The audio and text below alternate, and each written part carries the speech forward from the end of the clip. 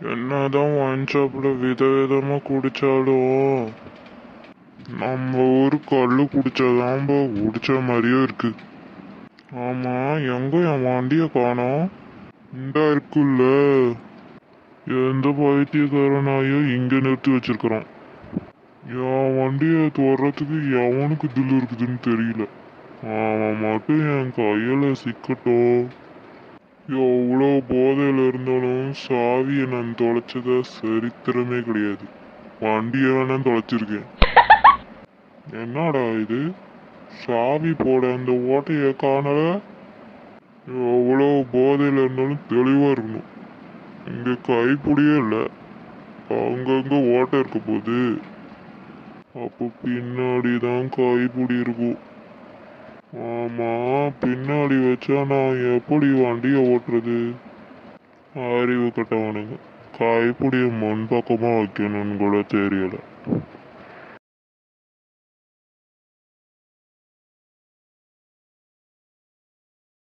என்னடா இங்க இருந்த சாவிய காணோம்? என்ன ஏன்டா அது? என்ன வாய்ஸ் மட்டும் வருது, ஆளை காணல? என்ன இங்கிட்டு இருக்கேன் பாருங்க. எங்கிட்டு? அடடே, நம்ம சுரேஷு. நீ என்னடா இங்க பண்ற? கல்லு கில்லு குடிக்க வந்தியா? இந்த சின்ன வயசுல உனக்கு எதுக்குடா கல்லு? கல்லெல்லாம் குடிக்க கூடாதுடா, அது உடம்புக்கு ரொம்ப கெடுதல். ம் நீ எத்தனை ரவுண்டு குடிச்சியா? அது போச்சுடா ஒரு 10-15. என்ன இப்படி குடிச்ச உடம்பு என்னத்துக்கு ஆகுறது? அட போடா, என்னத்துக்கான என்ன? எனக்கு யார் இருக்கிறா சொல்லு? நான் போயிட்டா கூட கவலைப்பட ஒரு நாதி இல்லை. என்ன நான் இப்படி சொல்ற? நான் இருக்கேனே. நீ இருப்படா, ஆனா நான் இருப்பேனான்னு தெரியலையே. அட போனேன். இங்கிட்டு என் ஃப்ரெண்டை பார்க்க வந்தேன். பார்த்தா நீங்கள் தள்ளாடிக்கிட்டு நின்றுட்டுருக்க. தள்ளாடுறானா? யாரை பார்த்துடா தள்ளாடுறாங்கிற? எவ்வளோ குடிச்சாலும் கன் மாதிரி இருப்போம்ல. பார்த்தாலே தெரியுது. சரி வாண்ணே, நானே உன்னை உன் வீட்டில் விட்டுறேன். டேய், நான் தான் ஸ்டெடியா இருக்கேங்கிறேன், நானே போய்க்கிடுவேன். நீ ஸ்டெடியாக தான் இருக்க, பரவாயில்லவா? நானும் அந்த வழியாக தான் போகிறேன். உன்னை வீட்டில் விட்டுறேன். சரி, நீ இவ்வளோ கெஞ்சி கேட்கறதுனால என்னை கூட்டிட்டு போய் விடு. ஆனா நான் என் வண்டியில தான் வருவேன். உன் வண்டியில் தானே? நான் வண்டியெலாம் எடுத்துகிட்டு வரல, நான் நடந்து தான் வந்தேன். அப்போ சரி, போலாம் வா. ஆனா அதுக்கு முன்னாடி அந்த சாவி எங்கேயோ போட்டுவிட்டேன்டா, அதை முதல்ல எங்கன்னு பாரு. கீழே தானே கிடக்கு. சரி சரி, எந்த அறிவு கட்டவனும் கீழே போட்டு வச்சிருக்கான். ஏன்னு அங்கிட்டு திரும்பி உக்காந்துருக்க? ஏய், நான் கரெக்டாக தான்டா உட்காந்துருக்கேன், நீ ரோட்டை பார்த்து வண்டியை ஓட்டு. குடிகார பையன் பாரு, தப்பா உட்காந்துக்கிட்டு போறான், எவனும் என்னை பற்றி பேசக்கூடாது. நான் ஸ்டெடியா உட்காந்துருக்கேன். சரிதான், கெட்டியாக பிடிச்சிக்கோ நான். போடா போடா. ஏண்ணே? என்னடா? நான் ஒன்று கேட்டால் தப்பாக நினச்சிக்க மாட்டீங்களே? என்னடா கேளு. ஏண்ணே குடிச்சு குடிச்சு உடம்பு இப்படி கெடுத்துக்கிற? அப்படி என்னதான் நடந்துச்சு உன் வாழ்க்கையில்? அதை ஏன்டா கேட்குற? என் வளர்மதி இல்லாத இந்த வாழ்க்கை. வளர்மதியா? அதெல்லாம் நீ தெரிஞ்சுக்க என்னடா பண்ண போற? அவளுக்கு கல்யாணம் ஆகி 2 பிள்ளைங்களே இருக்கு. ஓ, அதனால தான் நீ கல்யாணம் பண்ணிக்கலையாண்ணே? அடா ஆமாடா, அவளை தவிர வேற யாருக்கும் என் மனசுல இடமே கிடையாது. இப்படியே வாழ்க்கை போன போக்குல போக வேண்டியதுதான். நீ வண்டியை பார்த்து ஓட்டு, எங்கேயாவது போய் என்ன விட்டுறாத. யாரு நான்? சரிதான்.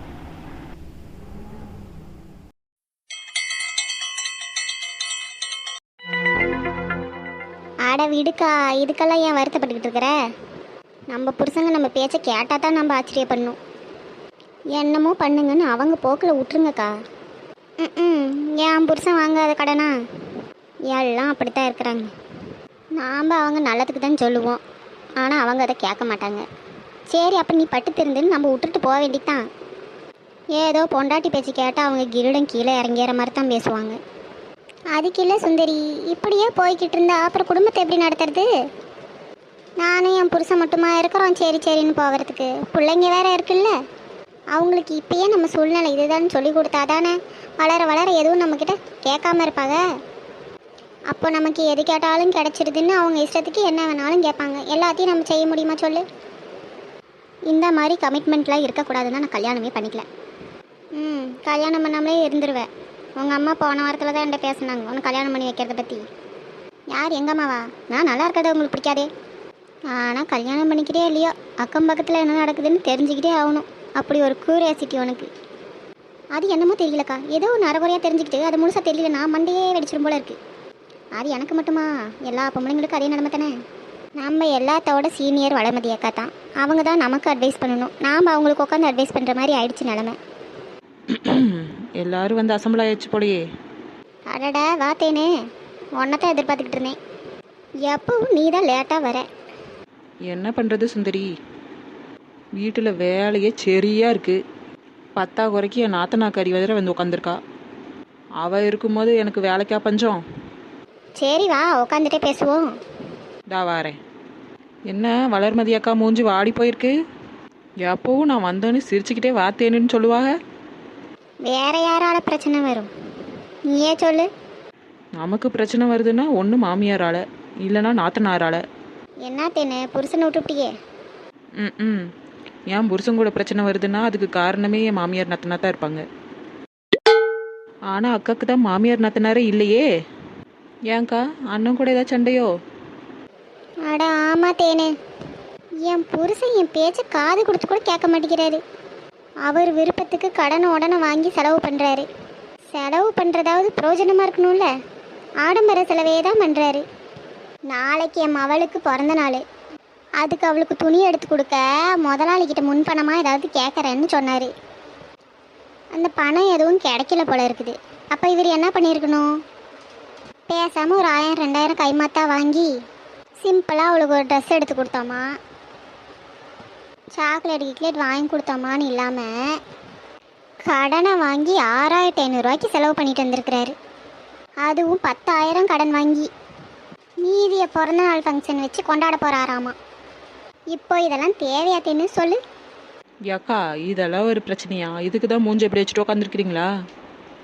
கடன் வாங்கினது அவரு, கடன் கட்ட போகிறது அவரு, கவலைப்பட வேண்டியது அவர் தானே. நீங்கள் இதெல்லாம் போட்டு மண்டையில் குழப்பிக்கிட்டு இருந்தீங்கன்னா வேலைக்கு ஆகாதக்கா.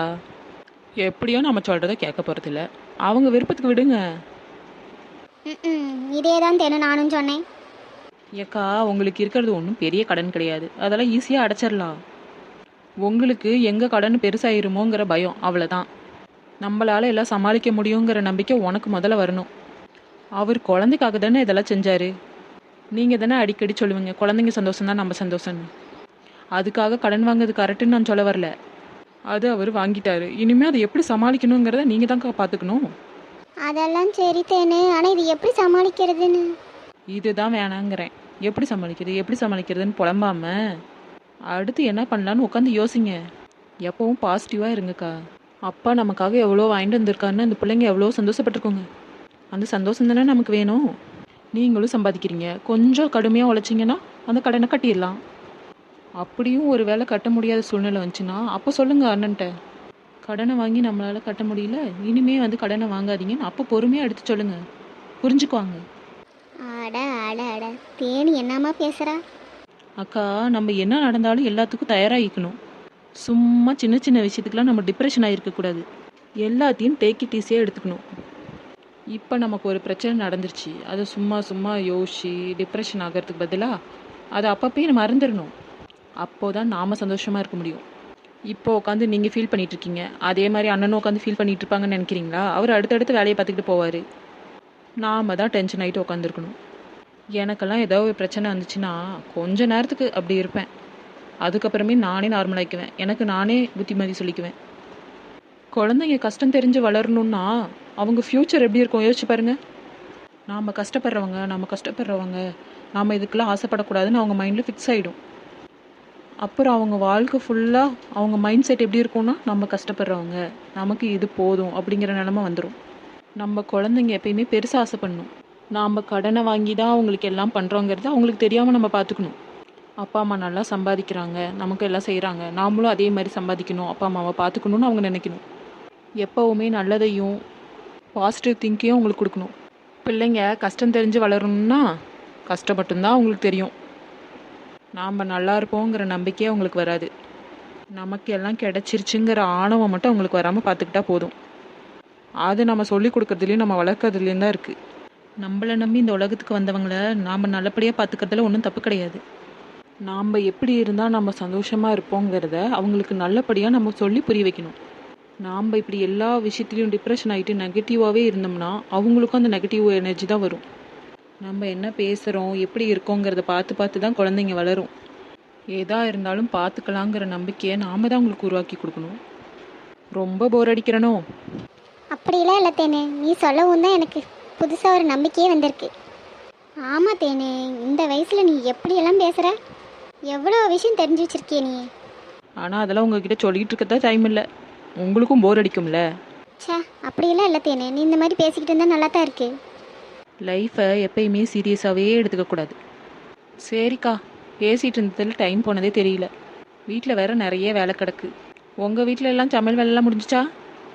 அதெல்லாம் ஆச்சு தேனே, சமைச்சு வச்சுட்டு தான் வந்தேன். உன்கிட்ட பேசுனதே என் மனசுக்கு கொஞ்சம் நிம்மதியாக இருக்குது. சரி இருட்ட போகுது, எல்லாரும் வீட்டுக்கு போகலாம் வாங்க. ஆமாம் தேனு, ஒரு நிமிஷம். சொல்லு சுந்தரி. அந்த மலர் வீட்டுக்கு யாரும் வந்திருக்காங்க போல, புழலி சொன்னா. வேற யாரும் இல்லை, அவன் நாத்தனாத்தான் வந்திருக்கா. நேற்று மறுபடியும் ஏதோ பிரச்சனை போல. அதெல்லாம் ஒரு பிரச்சனையா? அவங்க தான் சின்ன சின்ன விஷயத்துக்குலாம் வரிஞ்சு கட்டிட்டு வந்துடுவாங்கன்னு தெரியாதா? எங்கள் 2 பேர் வீட்டுக்கு நடுவில் ஒரு வழித்தடை இருக்குதுல்ல, பின்னாடி போய் துணி காய போட. ம், ஆமாம். அந்த வழியிலேயே என் தம்பி போய் வண்டி நிறுத்திவிட்டான். அதுதான் சாக்குன்னு மலர் ஒரு பிரச்சனையை பண்ணி விட்டா. அப்புறம் அந்த நந்தினி தான் வந்து அந்த பிரச்சனையை சால்வ் பண்ணி விட்டுச்சு. தங்கமான பிள்ளை. அவங்க அம்மா மாதிரியெல்லாம் இல்லை, ரொம்ப அமைதியான பிள்ளையா இருக்கா. நானும் இந்த பிள்ளையை பற்றி கேள்விப்பட்டிருக்கேன். படிப்பு முடிச்சுட்டு வந்துட்டாளா? அப்படி தான் நினைக்கிறேன். சரி நம்ம போவோம்.